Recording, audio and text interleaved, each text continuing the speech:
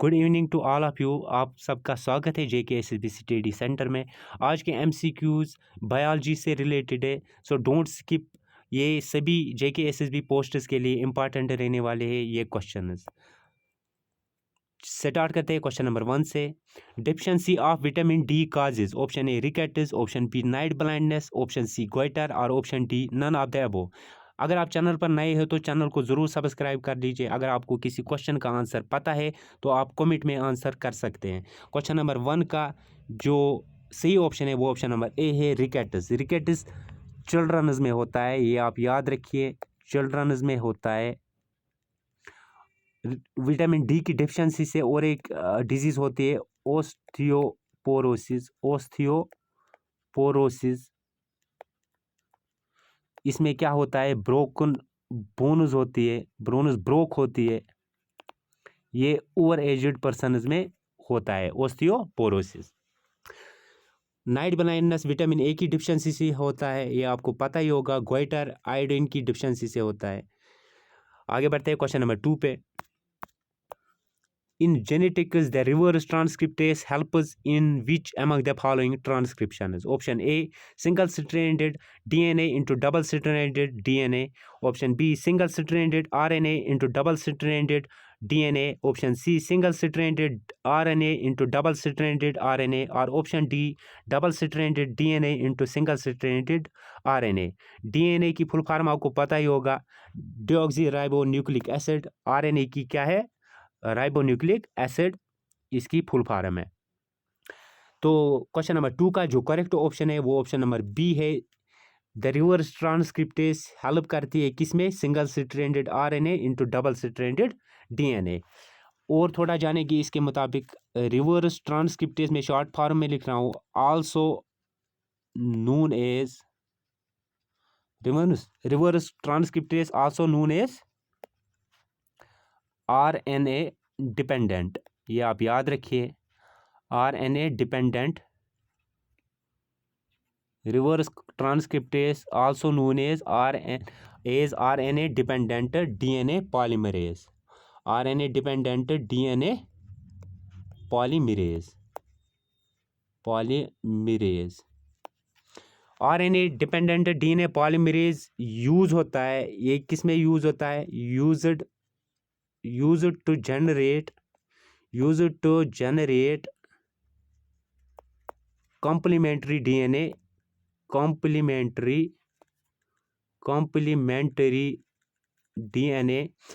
RNA dependent DNA polymerase किस में use होता है, used to generate complementary DNA from an RNA template. Used to generate complementary DNA from N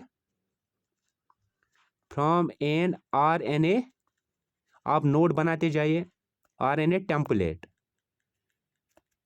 TMPLATE, RNA template. आगे बढ़ते हैं question number 3 पे। Which among the following is not present in pure sugar, इनमें से कौन present नहीं होता है प्योर शुगर में?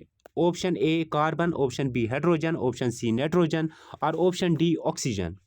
क्वेश्चन नंबर 3 का करेक्ट ऑप्शन है option number C, nitrogen pure sugar में नहीं होता है। प्योर शुगर किसको कहते हैं, प्योर शुगर सुक्रोज को कहते हैं।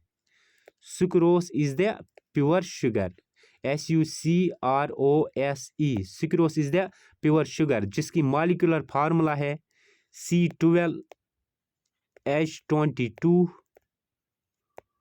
Carbon 12, hydrogen 22, oxygen 11। इसकी मॉलिक्यूलर फार्मूला सुक्रोज की क्या है, C12H22O11। सुक्रोज प्योर शुगर है, ये आप याद रखिए। सुक्रोज में नाइट्रोजन नहीं होता है। आगे बढ़ते हैं क्वेश्चन नंबर 4 पे। Which among the following organs open in the small intestine through pylorus? Option A stomach, option B liver, option C pancreas, option D all the above. इनमें से कौन सा ऑर्गन ओपन होता है स्मॉल इंटेस्टाइन में through pylorus? Question number 4 का जो correct option है वो ऑप्शन नंबर ए है, स्टमक। पाइलोरस एक फर्थेस्ट पार्ट होता है स्टमक का जो कनेक्ट होता है टू द ड्यूडेनम। आप ये याद रखें, नोट बनाइए। पाइलोरस क्या है? पाइलोरस फर्थेस्ट पार्ट होता है, फर्थेस्ट पार्ट होता है, फर्थेस्ट पार्ट होता है ऑफ स्टमक का, फर्थेस्ट पार्ट होता है स्टमक का, जो कनेक्ट होता है किसके साथ? कनेक्ट होता है ड्यूडेनम के साथ, DUODENUM, ड्यूडेनम के साथ। हर कोई पॉइंट इंपॉर्टेंट है, इन पे भी क्वेश्चन आ सकता है।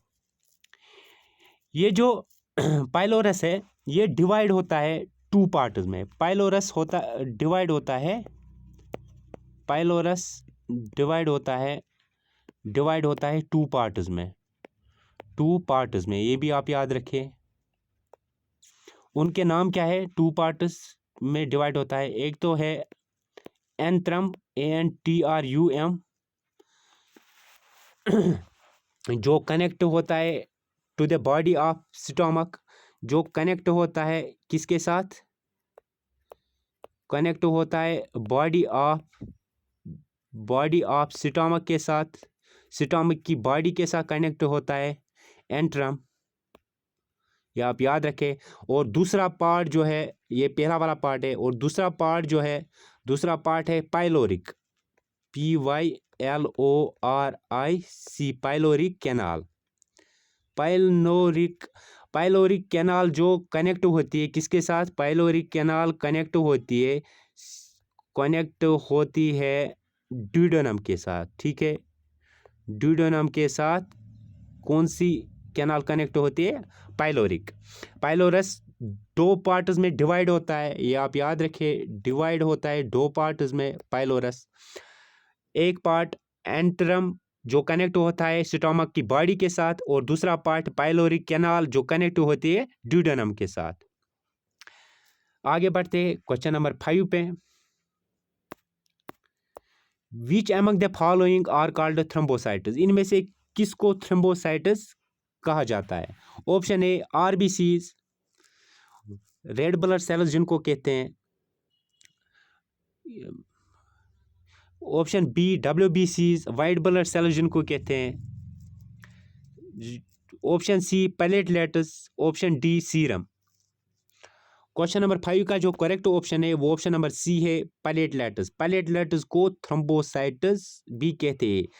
थ्रोम्बोसाइट क्या है? थ्रोम्बोसाइट कंपोनेंट होता है ब्लड का, ब्लड का एक कंपोनेंट होता है, ये आप याद रखिए, कंपोनेंट होता है ब्लड का, ब्लड,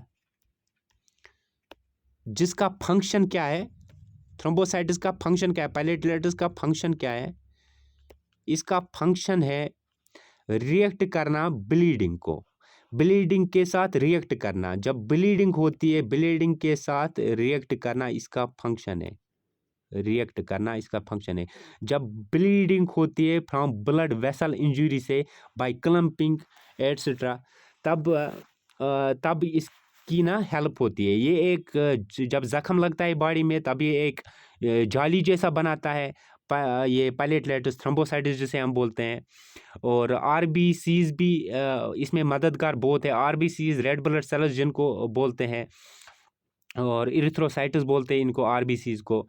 ये मददगार है किसमें? ब्लड क्लॉट करने में, ब्लड क्लॉट करने में, ये ब्लड को क्लॉट करती है, ये एक जाली जैसा बनाती है, फिर खून रुक जाता है, ब्लड को क्लॉट करते हैं, CLOT, क्लॉट करने में मदद करते हैं। कौन? प्लेटलेट्स।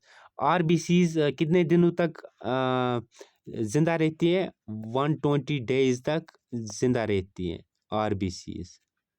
RBCs कहाँ पे बनती है? RBCs बनती है बोन मेरो में, बोन मेरो में, बोन मेरो में RBCs बनते हैं। और कौन सा विटामिन ब्लड क्लॉटिंग में मददगार है? कौन सा विटामिन? विटामिन के ब्लड क्लॉटिंग में हेल्पफुल है। आप ये याद रखें, विटामिन पर भी मैंने ये MCQ सेक्शन बनाया है, आप जाके वो देखिए, उसमें मैंने विटामिन जो है फैट सॉल्युबल, वाटर सॉल्युबल पूरा डिस्कस किया है उसमें, आप जाके वो देख लीजिए। क्वेश्चन नंबर 6 पे जाते हैं। विच of the following diseases is found in ground nuts, इनमें से कौन सी डिजीज फाउंड की जाती है किस में, ग्राउंड नट्स में। Option A downy mildew, option B bunt, option C इक्की, option D none of the above. Question number 6 का करेक्ट ऑप्शन है ऑप्शन नंबर सी, इक्की। ग्राउंड नट जो है ये आप याद रखिएगा, इस ग्राउंड नट टॉक्सोनॉमिकली क्लासिफाइड किस में है, किस स्पीसीज में है, टॉक्सो टॉक्से टॉक्सोनॉमिकली क्लासिफाइड किया जाता है, ग्राउंड नट्स को क्लासिफाइड किया जाता है किस में, ये भी आ सकता है इसका साइंटिफिक नेम, स्पीसीज, किन स्पीसीज में क्लासिफाइड एज, किन स्पीसीज में, एरेचेस, ARACHIS, एरेचेस, हाइपोगिया, GAEA, गिया, इन स्पीसीज में ग्राउंड नट्स को टैक्सोनॉमिकली क्लासिफाइड किया जाता है। ये एक लिग्यूम क्रॉप है, ठीक है, ये एक लिग्यूम क्रॉप है, लिग्यूम क्रॉप है, ग्राउंड नट्स एक लिग्यूम क्रॉप है। ये वाइडली ग्रो कहाँ पे होते हैं, ट्रॉपिक्स एंड सब ट्रॉपिक्स में। आगे बढ़ते हैं क्वेश्चन नंबर 7 पे। Pratham the first animal born in 1990 by the IVF, in vitro fertilization at the National Dairy Research Institute, Karnal was क्या था। Option A cow, option B buffalo, option C sheep और option D goat.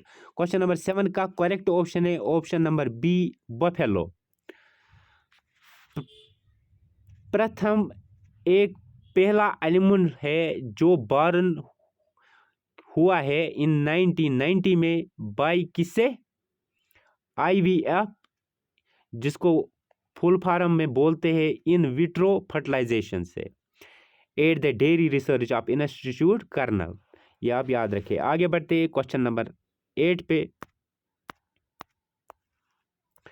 Which branch of biology is known for the study of flowers, study of flowers किस branch को कहते हैं। Option A dendrology, option B anatomy, option C agrostology, option D anthology. Question number 8 का जो correct option है वो option number D है, anthology. Anthology is the branch of biology known for the study of flowers. आगे बढ़ते हैं question number 9 पे। Who among the following has given four kingdom classification, इनमें से किसने फोर किंगडम क्लासिफिकेशन दी है। फोर किंगडम क्लासिफिकेशन क्या है, फोर किंगडम क्लासिफिकेशन किस पे आती है। एक तो फोर किंगडम में मोनीरा आता है, MONERA मोनीरा, और आता है प्रोटिस्टा, PROTISTA और आता है प्लेंटिया, PLANTAE प्लेंटिया, और लास्ट आता है एनिमेलिया। ये क्लासिफिकेशन किसने दी है, फोर किंगडम क्लासिफिकेशन इसी को कहते हैं। मोनीरा में क्या क्या आता है, प्रोटिस्टा में क्या क्या आता है, प्लांटिया में, और एनिमेलिया में क्या क्या आता है, ये मैं आगे पढ़ाऊंगा आपको। ऑप्शन है हमारे पास, option A Ernst Haeckel, option B Copeland, option C RH Whittaker, option D Carolus Linnaeus. Question number 9 का जो करेक्ट ऑप्शन है वो ऑप्शन नंबर बी है, कोपलैंड। कोपलैंड ने फोर किंगडम क्लासिफिकेशन दी है मोनीरा, प्रोटिस्टा, प्लेंटिया और एनिमेलिया पर। आगे बढ़ते हैं क्वेश्चन नंबर 10 पे।